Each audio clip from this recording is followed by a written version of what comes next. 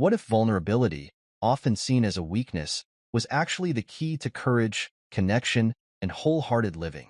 Brené Brown's daring greatly challenges the way we think about vulnerability and shows how embracing it can lead to profound personal growth. This is the story of how I faced my fears, let down my guard, and discovered the power of daring greatly.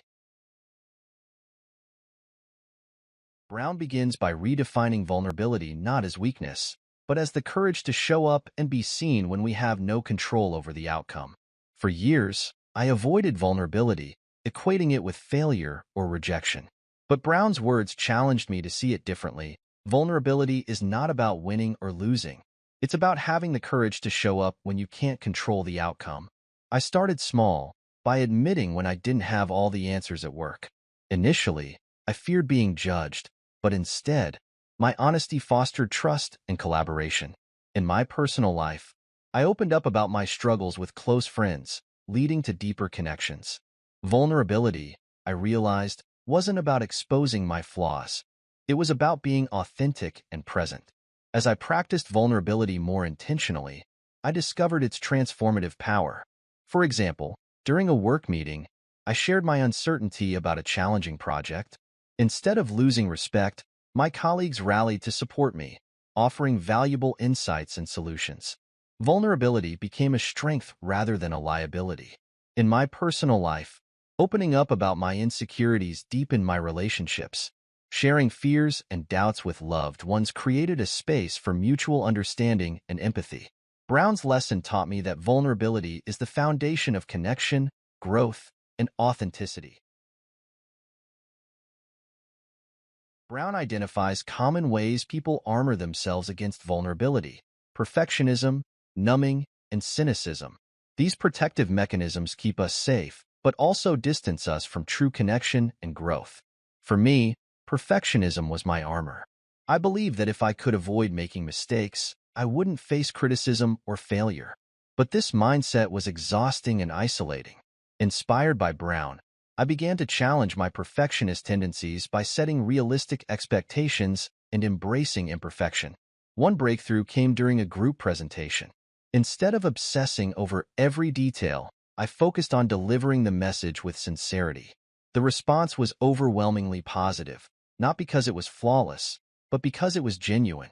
By shedding my armor, I found freedom and authenticity. I also recognized the ways I numbed myself to avoid discomfort, such as overworking or scrolling endlessly on social media. Brown's insights prompted me to replace numbing behaviors with healthier practices, like journaling and mindfulness. These changes helped me face my emotions instead of avoiding them, fostering greater self-awareness and resilience. The process of letting go of my armor was gradual, but the rewards were undeniable. By embracing vulnerability, I became more open to experiences and relationships, allowing me to live more fully and authentically. Brown explains that shame thrives in secrecy, silence, and judgment. She calls it the fear of disconnection, the belief that we are unworthy of love and belonging. Recognizing and addressing shame is crucial to daring greatly. I identified moments where shame had held me back. One instance was a failed business venture that left me feeling inadequate. For years, I avoided discussing it, fearing judgment. Brown's advice to name your shame encouraged me to share the experience with a mentor. Their response was empathetic and supportive, helping me reframe the failure as a learning opportunity. By naming my shame and sharing it, I took away its power.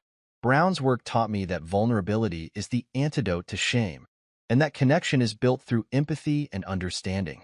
To further address shame, I began practicing self-compassion. When negative self-talk crept in, I countered it with affirmations of my worth and resilience. For example, after a mistake at work, instead of berating myself, I reminded myself that errors are part of learning. This shift in mindset helped me break free from the shame spiral and approach challenges with greater confidence. Sharing my experiences with trusted friends also deepened our bonds.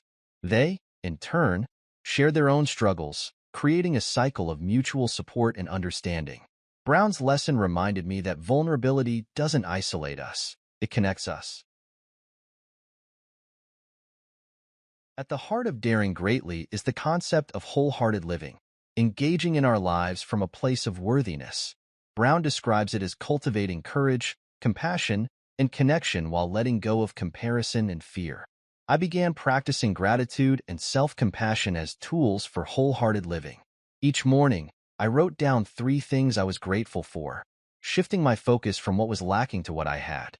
I also practiced self-compassion by treating myself with kindness during moments of failure. Wholehearted living also meant setting boundaries. I learned to say no to commitments that didn't align with my values, creating space for the things that truly mattered.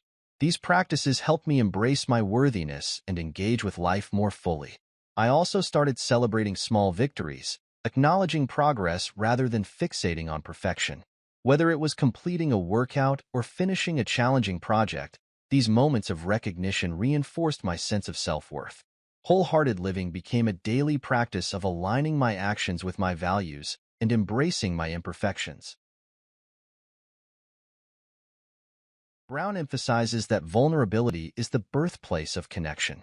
True relationships are built when we have the courage to be our authentic selves and allow others to do the same.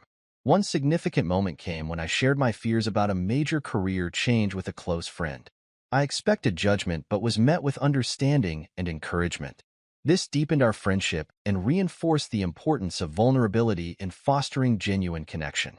I also began fostering connection in professional settings by creating a culture of openness. During team meetings, I encouraged sharing both successes and challenges. This vulnerability built trust and improved collaboration, demonstrating that connection isn't just personal, it's also professional. Additionally, I started practicing active listening. Instead of formulating responses while others spoke, I focused on truly understanding their perspectives. This simple shift transformed my interactions, making people feel heard and valued. Brown's lesson reminded me that connection starts with showing up fully and embracing vulnerability. Brown argues that vulnerability is essential for courage and creativity. Taking risks and embracing uncertainty are prerequisites for innovation and growth. Inspired by this idea, I decided to pursue a creative project I'd been putting off, writing a memoir about my personal journey. The fear of criticism had held me back, but I realized that vulnerability was the key to authenticity. By daring to share my story, I discovered a sense of fulfillment and creative freedom. In professional settings, I encouraged my team to embrace vulnerability by proposing bold ideas without fear of failure. This shift led to innovative solutions and a more dynamic work environment. Brown's lesson reminded me that courage and creativity thrive when we let go of perfection and embrace uncertainty. As I leaned into creativity, I also found joy in experimentation. Not every idea was a success, but each attempt brought valuable insights and new possibilities. This mindset shift from fear of failure to a willingness to learn enriched both my personal and professional life. Brown connects vulnerability to both parenting and leadership, emphasizing the importance of modeling authenticity and courage for others. As a parent, I began showing my children that it's okay to make mistakes by admitting my own. For example, when I lost my temper, I apologized and discussed how I could handle things better. This openness fostered trust and taught them that imperfection is part of being human. In leadership, I practiced vulnerability by admitting when I didn't have all the answers and seeking input from my team. This approach not only strengthened our collaboration, but also empowered others to share their perspectives. Brown's insights showed me that vulnerability isn't a liability. It's a strength that inspires connection and growth. Additionally, I incorporated feedback as a tool for growth.